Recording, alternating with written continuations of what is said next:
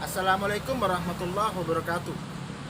Teman-teman semuanya, saya sekarang sedang berada di kebun durian Pak Bakar di kilometer 31 Kecamatan Tambang, Kabupaten Kampar, atau lebih pasnya di depan SMPN 1 Tambang. Hari ini kita akan membahas mengenai jurisprudensi yang terkait dengan jual beli. Tentu kita kenal jual beli adalah salah satu hubungan hukum yang paling sering terjadi, di mana syaratnya adalah satu, ada yang namanya penjual, dua, ada yang namanya pembeli, dan yang ketiga, ada benda yang dijual belikan ya, atau objek jual beli tersebut. Namun ternyata tidak selamanya jual beli itu lancar, tidak selamanya jual beli itu tidak menimbulkan akibat hukum berupa masalah. Ada beberapa masalah yang kemudian bisa kita lihat, tetapi Mahkamah Agung sudah melakukan jurisprudensinya. Yang pertama adalah mengenai pembeli yang beriktikat baik.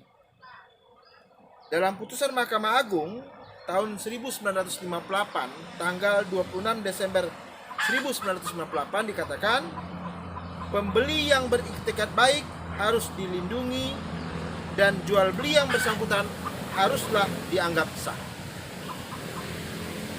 Yang kedua, ini berkaitan dengan jual beli tanah. Ya. Putusan 663 K garis miring SIP garis miring 1971 tanggal 6 Agustus 1973 mengatakan, meskipun jual beli tanah sudah memenuhi prosedur perundang-undangan agraria, namun harus dinyatakan batal karena didahului dan disertai dengan yang tidak wajar atau iktikat-iktikat yang tidak jujur. Pembeli mengetahui bahwa tanah itu sudah dijual kepada orang lain. Ini adalah kasus di mana terjadi jual beli tanah, namun sebenarnya pembeli sudah mengetahui bahwa tanah itu sudah dijual pada orang lain, namun dia tetap nekat untuk kembali melakukan jual beli. Kemudian mengenai bagaimana ketika ada jual beli sementara terhadap tanah itu sebenarnya sudah dilakukan sita jaminan. Di sini dikatakan jual beli rumah yang di atasnya telah dilakukan pensitaan jaminan adalah tidak sah. Ini kita bisa lihat di putusan Mahkamah Agung nomor 882 K garis miring SIP garis miring 1973 tanggal 3 Desember 1973. Nah, ada dua lagi yang saya akan tunjukkan, dan ini menurut saya juga masih menarik teman-teman semuanya, yaitu jual beli dengan hak membeli kembali. Putusan Mahkamah Agung nomor 1501 K garis miring SIP garis miring 1975 tanggal 12 Desember 1976.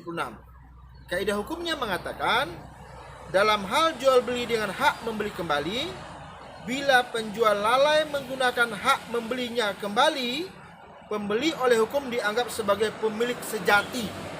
Dalam arti, ia dapat menjual, menyewakan barang yang dibelinya. Ini khusus mengenai jual beli yang disertai dengan hak membeli kembali.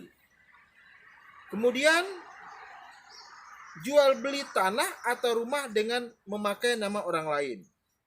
Ini berdasarkan putusan Mahkamah Agung nomor 147 K garis miring SIP garis miring 1979 tanggal 25 September 1980 mengatakan bahwa jual beli tanah atau rumah adalah tidak sah karena ternyata tergugat asal bukan pembeli yang sebenarnya, melainkan hanya dipinjam saja namanya. Sedangkan pembeli yang sesungguhnya adalah penggugat asal yang pada waktu itu masih warga negara asing. Dengan demikian, perjanjian jual beli tersebut mengandung suatu sebab yang dilarang oleh undang-undang, yaitu menyeludupi ketentuan larangan dalam pasal 5 junto pasal 21 Undang-Undang Pokok Agraria.